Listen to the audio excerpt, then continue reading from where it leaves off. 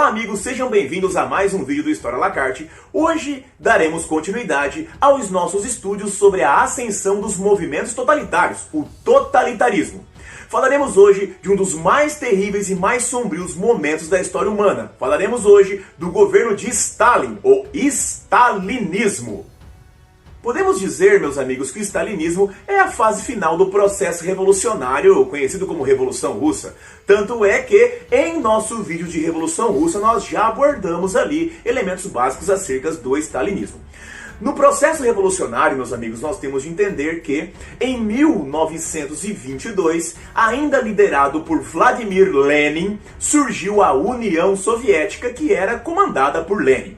No entanto, Lenin já apresentava sérios problemas de saúde desde muito tempo anteriormente a esse fato. Isso fica evidente em uma sequência de problemas, inclusive uma sequência de derrames que ele foi tendo ao longo do tempo. Em 1924, nós temos então o falecimento de Lenin. Quando Lenin falece, nós temos ali que abre um processo de disputa pela liderança da União Soviética. Nós temos nesse processo de disputa que surgirão várias lideranças, no entanto, as mais importantes lideranças é justamente a de Trotsky, que era um grande parceiro intelectual de Lenin, compartilhava das principais conjecturas a respeito do socialismo, a respeito do comunismo e a respeito dos direcionamentos que a União Soviética deveria tomar. Trotsky era principalmente defensor de uma vertente que pode ser resumida justamente ali pela ideia de uma revolução constante. A revolução socialista não deveria parar apenas ali na tomada de poder na Rússia, não. A revolução deveria continuar, justamente influenciado pela essa ideia de Trotsky, que nós teremos que, no início ainda do processo revolucionário, antes da consolidação da União Soviética, os soviéticos os russos, no caso, até influenciaram ali movimentos fora da Rússia para que a revolução se perpetuasse. Essa era a ideia central de Trotsky. Outro ponto significativo da ideia central de Trotsky, além dessa questão da revolução constante, era justamente motivado por uma implementação, digamos assim, de uma democracia operária total, com mais cooperativas, com mais conselhos, com participação mais atuante de conselhos operários. Essa era a identificação do qual Trotsky queria direcionar a Revolução Russa. No entanto, Trotsky não era a única liderança, Trotsky tinha muitos apoiadores. Trotsky havia sido se destacado principalmente pela liderança do Exército Vermelho que ele tinha feito no processo de Guerra Civil Russa. Porém, Trotsky tinha um importante concorrente, e esse concorrente era justamente Joseph Stalin. Stalin, meus amigos, ele não era, digamos assim, um grande estudioso, um grande intelectual das ideias socialistas. No entanto, Stalin tinha uma grande força e uma grande habilidade para criar e para estabelecer ligações políticas, conjecturas políticas. E essa é a base justamente de seu poder. Stalin começou galgando passos e começou galgando grandes posições dentro do Partido Comunista. E Stalin tinha uma outra vertente de pensamento. Stalin tinha uma vertente de pensamento que podemos dizer que é a revolução em um só país. Nessa ideia defendida por Stalin, nós temos ali que era necessário primeiro a consolidação definitiva do processo revolucionário dentro da Rússia, estabelecer ali uma fortaleza inquebrável para a União Soviética. E na vertente de uma revolução em um só país, defendida por Stalin, existia justamente um grande estabelecimento de uma burocracia fortalecida, uma burocracia centralizada. E dentro desse processo de burocracia centralizada, centralizando as decisões em um único indivíduo, no caso o próprio Stalin, e principalmente privilégios que seriam angariados por esses burocratas. Nesse quesito, nós temos uma disputa que vai acontecer ali de 1924 até 1927. Em 1927, nós temos então que a vitória desse processo revolucionário, desse processo de disputa pela liderança da União Soviética, vai chegar ao fim. E a vitória nesse processo será justamente de Stalin. E é com a expulsão de Trotsky em 1927 que se inicia realmente o poder nas mãos de Stalin dentro da União Soviética. Com a expulsão de Trotsky, meus amigos, temos então o estabelecimento definitivo do stalinismo.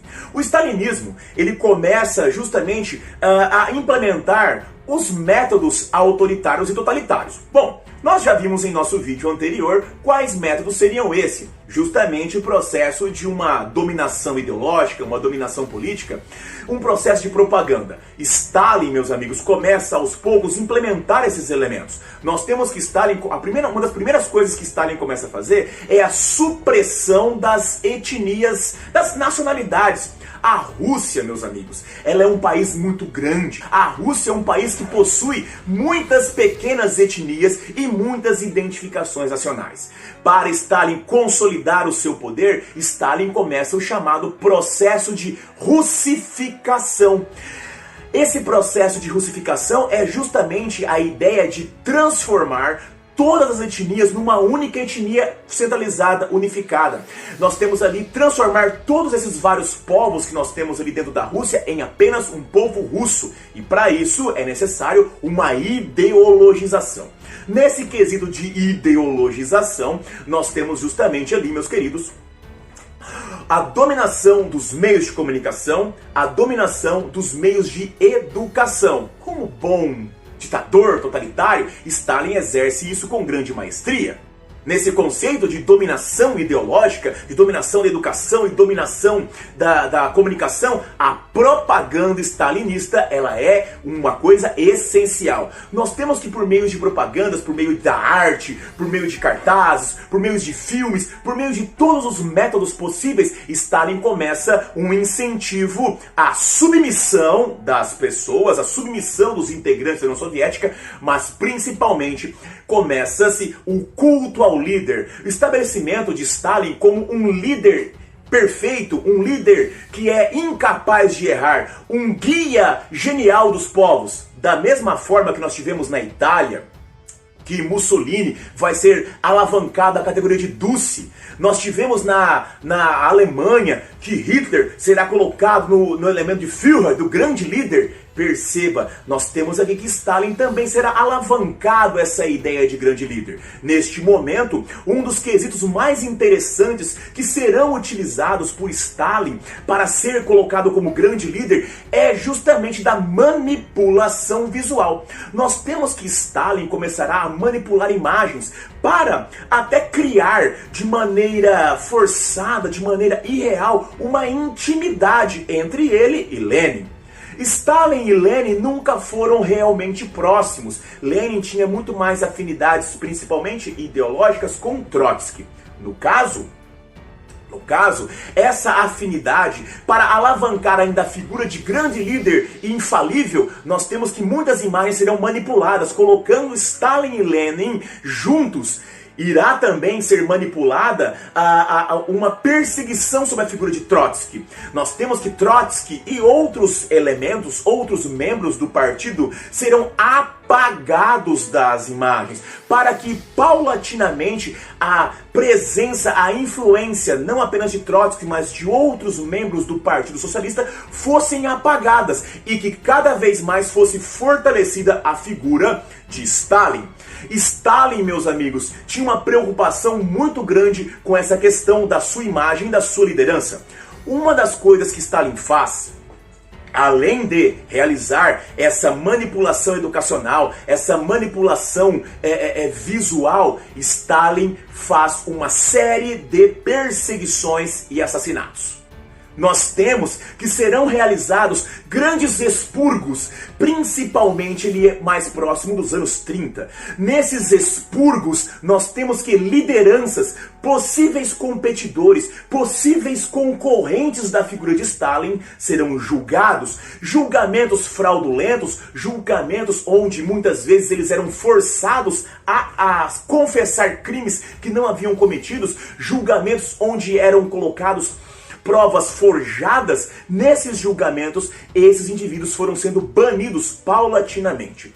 Quando esses indivíduos eram banidos, eles eram condenados a serem presos em prisões, principalmente no extremo norte da Rússia, na Sibéria, as prisões conhecidas como gulags.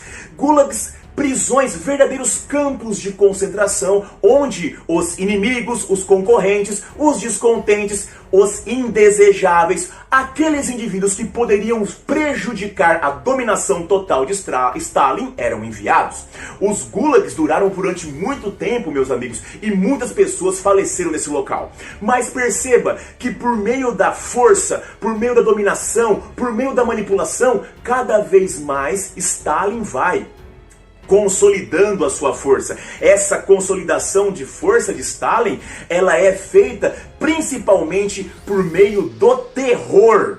E esse terror está forçando cada vez mais a população russa à submissão. Cada vez mais a população russa é convencida, é ideologicamente manipulada para que aceite Stalin como seu grande líder, o seu grande guia. Nesse processo nós temos então a importância da manipulação midiática, a importância da manipulação visual, construindo uma figura infalível e indiscutivelmente inquestionável da figura de Stalin. Para vocês terem uma ideia do tamanho desse genocídio causado por Stalin nesse momento de expurgo, por volta de 750 mil pessoas desapareceram, foram mortas nesse processo.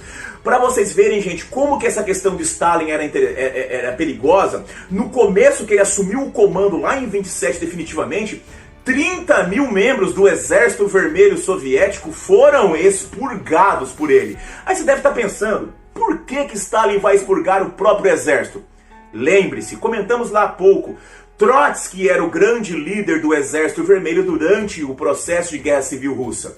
Isso fazia com que Trotsky tivesse muitos apoiadores no Exército Vermelho. Esses apoiadores têm de ser expurgados. E é por isso que Stalin vai expurgar 30 mil membros do próprio exército. E isso, no futuro, fará com que Stalin venha até se sentir um tanto quanto arrependido, porque no futuro nós temos a Segunda Guerra Mundial e esses 30 mil indivíduos, muitos deles comandantes de alta patente, vão fazer falta para Stalin. Nesse processo, gente, olha só pra gente finalizar essa questão, Trotsky teve que fugir da União Soviética, ele foi expulso da União Soviética lá em 27.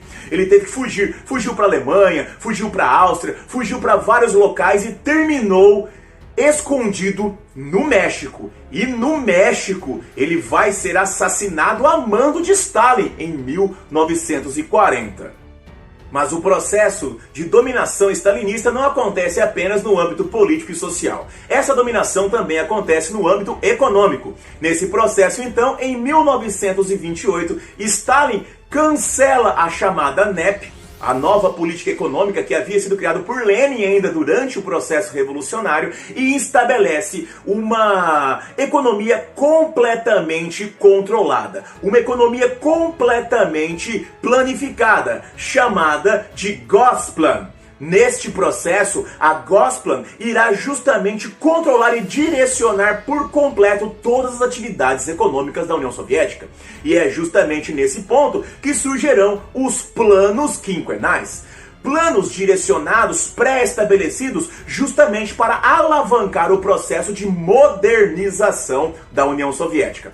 Não esqueçamos que a União Soviética ela ainda não tinha saído completamente daqueles problemas econômicos que fizeram surgir a própria Revolução Russa. A União Soviética ainda era um mundo agrário e naquele momento, já em 1928, a grande O grande desenvolvimento econômico é justamente a indústria, e é nesse ponto que estão focados os planos quinquenais. Os planos quinquenais são metas pré-estabelecidas, direcionadas pelo Comitê Central Econômico do Partido Comunista Soviético, para que sejam desenvolvidas justamente elementos da indústria e também da agricultura, mas principalmente focados na indústria. A industrialização é o foco central, justamente para alavancar e alcançar uma modernização nessa União Soviética. O primeiro plano quinquenal é justamente datado de 1928 até 1932. Nesse primeiro processo de plano quinquenal, nós temos ali, como comentei, um foco na indústria e um foco na agricultura. A agricultura, porém, ela será transformada, a agricultura será coletivizada, já que nós temos um partido, um país comunista, onde toda a economia é controlada. Nesse processo de agricultura coletivizada, surgirão duas importantes instituições. Surgirá a Sovkhozes, que são as fazendas estatais. E também surgirão as kolkhozes, que são as cooperativas estatais. Essas duas instituições estarão focadas justamente em alavancar todo o processo agrícola nessa questão da União Soviética. Neste momento, nós temos de entender que até a própria agricultura tentará se mecanizar. Surgirão os MTS, ou Estações Trator-Máquina. Essas estações são focadas justamente em produzir, dar manutenção, ou seja, amparar com máquinas agrícolas justamente as cooperativas, justamente as fazendas estatais. Dessa maneira, nós temos ali um direcionamento da agricultura na União Soviética. Esse processo de coletivização da agricultura soviética, meus amigos, não vai ser muito bem desenvolvido nesse momento pelas pessoas. Justamente porque a coletivização, no primeiro momento, vai gerar ali um certo receio, uma certa resistência e justamente acabará ocasionando uma crise na agricultura. Até porque o grande foco desse primeiro plano quinquenal é justamente a indústria. E nessa questão da indústria surgirão o grande foco. Nesse momento da questão da indústria, o foco desse ponto do primeiro plano quinquenal é a indústria de base. A indústria de base, que é a indústria pesada. Indústrias focadas na siderurgia, na metalurgia, na obtenção de combustíveis, na obtenção de eletricidade, na obtenção de elementos que possam alavancar a indústria soviética. Perceba, o primeiro plano quinquenal está focado em construir as bases necessárias para desenvolver a indústria soviética, que até então não existia. Nós vimos lá no processo de Revolução Russa que a indústria que existia na Rússia e agora que existe na União Soviética é uma indústria muito pequena. E durante o processo de revolução, a guerra civil, todo o processo revolucionário, a Primeira Guerra Mundial, tudo isso vai afetar o processo industrial russo. Por isso, uma necessidade de focar todas as forças nessa industrialização. E é isso que Stalin vai fazer com o primeiro plano quinquenal. O segundo plano quinquenal surgirá justamente ali entre 1933 e 1937. Nós temos ali algumas mudanças no plano. No campo, ou seja, na área da agricultura, nós temos a permissão do surgimento de pequenas propriedades privadas, até numa tentativa de tentar fazer a economia agrícola se desenvolver. Lembre que no primeiro houve uma certa resistência e surgiu uma crise na agricultura. Nesse processo, no campo, então, nós temos o surgimento de pequenas propriedades privadas para tentar alavancar essa economia agrícola. Na questão industrial, nós continuamos com a ênfase na indústria de base. Nesse quesito de indústria de base, nós temos aqui que a indústria de base continua se desenvolvendo. Porém, nós também temos uma pequena modificação nesse detalhe, que é o surgimento de o início de uma indústria de consumo para oferecer à população soviética as benesses da industrialização e assim ainda incentivar a população a continuar trabalhando e se envolvendo no processo. Mas, além disso, nós agora temos um terceiro ponto, que são as construções. Nós temos as construções dos grandes complexos industriais, nós temos as construções de grandes obras. Por exemplo, nós temos ali o canal navegável entre o Mar Báltico e o Mar Negro. Nós temos a construção do metrô de Moscou, ou seja, nós temos também agora uma remodelação na estrutura do país União Soviética. Detalhe, né, que, mais uma vez, a construção desse canal, a construção do metrô de Moscou, a construção dos complexos industriais vão causar a morte de milhares de pessoas que vão trabalhar em condições ali extremamente precárias. Nós temos ali, meus amigos, que principalmente na construção do canal entre o Mar Báltico e o Mar Negro, nós temos ali o regime de trabalho forçado. Lembra que nós falamos ali dos expurgos? Muitos indivíduos que eram condenados aos expurgos, ou ele era condenado para ir para o Gulag, ou era condenado ao regime de trabalhos forçados nessas construções. Isso é importante ser enfatizado. Stalin vai ampliar o processo, amplia-se a malha industrial soviética, mas, mais uma vez, nós temos aí o custo de vidas humanas. O terceiro plano quinquenal, meus amigos, existiu ali justamente entre 1940 até 1945. Esse plano era focado em um estabelecimento e uma ampliação da indústria petroquímica, o desenvolvimento da indústria química para que possamos ali transformar a União Soviética justamente num grande polo industrial. Porém, nós temos um problema, esse plano quinquenal nunca chegou a se desenvolver por completo, porque, como veremos em detalhes no futuro, em 1939 nós tivemos ali a Segunda Guerra Mundial e todo o processo industrial soviético teve que se transformar numa máquina de guerra para produzir armamentos, para produzir munições e tudo que é necessário para vencer o que na União Soviética é conhecido como Grande Guerra Patriótica. A União Soviética, meus amigos, ela se transformou sim num país industrial. Esses planos quinquenais, meus amigos, realmente alavancaram justamente a União Soviética para uma grande potência industrial do começo da década do século XX. Detalhe, meus amigos, que no processo dos planos quinquenais, do primeiro plano quinquenal, Stalin utilizou o primeiro plano quinquenal como grande forma de propaganda. Propaganda por quê? Como nós sabemos, em 1929, o começo da década de 30, nós tivemos a crise de 29, a crise do capitalismo. A União Soviética, como tinha uma economia controlada, uma economia fechada em si mesma, não foi afetada justamente por essa crise. E propagandeou o sucesso destes planos quinquenais. Claro que quando você está propagandeando o sucesso dos seus planos quinquenais, você não vai propagandear os expurgos, as mortes, o trabalho forçado, as crises, a fome. Nós temos ali, meus amigos, que vai acontecer no começo da década de 30, o período chamado de Grande Fome, justamente devido àquela crise da agricultura que nós comentamos. Meus amigos, nós podemos observar então o quanto que os planos quinquenais os planos quinquenais eles conseguiram pegar uma nação que era rural e transformar numa nação que é industrial. E isso Stalin fez. Só que para fazer isso, o saldo de mortes é muito grande. Stalin vai se enquadrar indiscutivelmente um dos maiores genocidas da história da humanidade.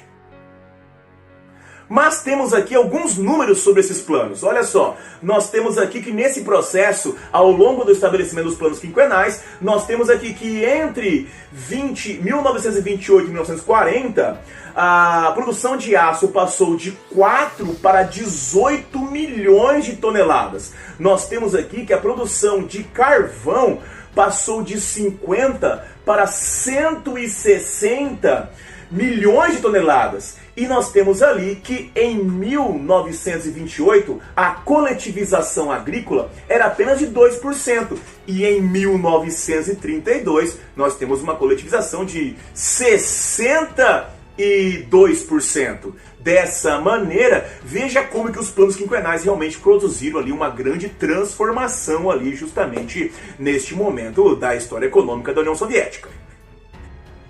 Stalin governou, meus amigos, a União Soviética de 1927 até 1953, data de sua morte. Seu governo foi marcado justamente pela perseguição, pela opressão e justamente pela grande e forte dominação exercida por Stalin. Stalin governou a União Soviética literalmente com mão de ferro, ou mão de aço, né? Já que Stalin significa homem de aço. Nesse quesito, meus queridos amigos, Stalin então marcou a história da humanidade como um dos indivíduos, os maiores genocídios da história. Entre 15 a 20 milhões de pessoas foram mortas pelo stalinismo. E dessas 20 milhões mortas, ainda temos um saldo de mais ou menos 13 milhões de pessoas aprisionadas. Muitos deles injustamente. Stalin, meus amigos, é um dos mais terríveis e mais cruéis ditadores que já governaram a história da humanidade. Dessa forma, finalizamos o nosso segundo vídeo de nossa playlist sobre os governos totalitários que assolaram a história da humanidade no início do século XX. Meus amigos, se esse vídeo te ajudou, se trouxe informações importantes para você, não se esqueça, assine o canal, compartilhe o vídeo, ative o sininho e ajude o História à la carte a se tornar um canal que pode ajudar não apenas você, mas muito mais pessoas por aí. Um abraço, vida longa e próspera e até a próxima!